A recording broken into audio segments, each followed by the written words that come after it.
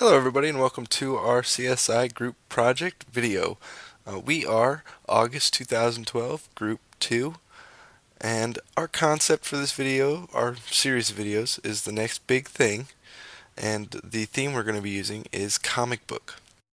And so our group consists of myself. I'm William Fay, I'm the group coordinator.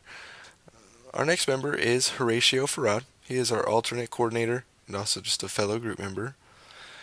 And then we have fellow group member David Curl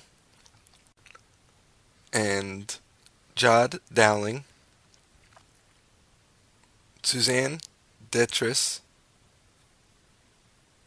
and Daniel Fernandez. And again, we're going to be doing the next big thing with the theme of comic book, and we hope you guys are excited to see what we have. I know we're excited to show you. Hello, my name is Horatio Farad, and I am a sports marketing and media student at Full Sail University. In this podcast, I will be answering the question that was proposed to us as to what the next big thing in my industry is. The sports industry has grown exponentially in the past decade, especially how sports are covered and watched. As recent as 5 years ago, we are still watching sporting events in standard definition and relying on newspapers and magazines to get our sports information. We have now advanced to a world where we are getting instant access to information and we are watching sporting events in crystal clear high definition. What I want to talk about in this podcast is the introduction of 3D television and how it affects how we watch our sports. Although 3D television sets are brand new to the television market, companies like ESPN are aggressively pursuing the use of the technology. ESPN launched its 3D station ESPN 3D in June of 2011. The first event shown was a World Cup soccer match between Mexico and South Africa. 3D adds another element that makes watching a sporting event on television feel like you're at the stadium watching. Although 3D technology is great, it does have some hurdles to overcome in order to become a regular everyday household appliance. The first and major problem of 3D television is the cost of the sets and the glasses. 3D television sets are amongst the most expensive televisions on the market and require the user to wear 3D glasses in order to watch. In relation to the sporting world, 3D television makes watching a game at home, in contrast to paying for a ticket to go watch an event live, more attractive. With the advancement of television coverage being so good, ticket sales across major sports have taken a hit. It is now more convenient to watch a game from the comfort of home rather than spending money to go watch a game live. Overall, 3D television is a great technology, and I think the sporting world should embrace it.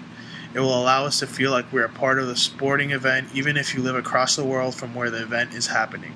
This past summer, the Summer Olympics had 3D television coverage, and it was fantastic. I think that there's definitely a place for 3D television coverage.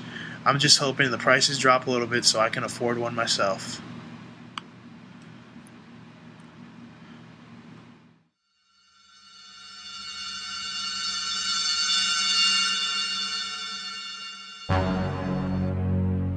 Ten years ago, a question was asked among human intellectuals. What would be the next big thing in technology? And with all the new advancements forthcoming, will humans use them to benefit mankind? Beginning in 2014, the answers came quickly. Video games and movies continued to monopolize the personal time of Earth's population. The average interval devoted to a single person playing a video game became 16 hours. To everyone's horror, that time was growing. Many people began to die, their bodies shutting down after playing for days on end without the benefit of exercise or healthy food. The United States and Japanese governments declared a pandemic. By late 2015, scientists created an artificial consciousness, the PAL 5000, in computers to help solve this conundrum. Within an hour, it developed a new technology to save humanity. In essence, the computer sends a signal to enter the mind and manipulate the dream state, so that all forms of education and entertainment would be enjoyed during REM sleep. Books, movies, music, and video games will be played naturally in the mind's eye where humans dream. An individual can learn and relax without wasting time during his hours awake. In theory, work productivity would increase exponentially. In order to acquire this new technology, a microchip is implanted in the base of the skull. A person could then access a skill or amusement from a computer terminal, schedule nightly events, and download them to the chip, which would be accessed during the dream state. By 2019, the benefits were astounding.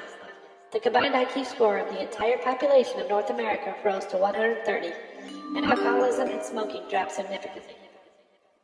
Murders in the U.S. fell 65%. the obesity syndrome began to fade away. As people's minds began to grow, cures for human ailments were found. By 2020, the common cold was eliminated. 2 years later, cancer was finished, and those who couldn't walk could. This is your pal,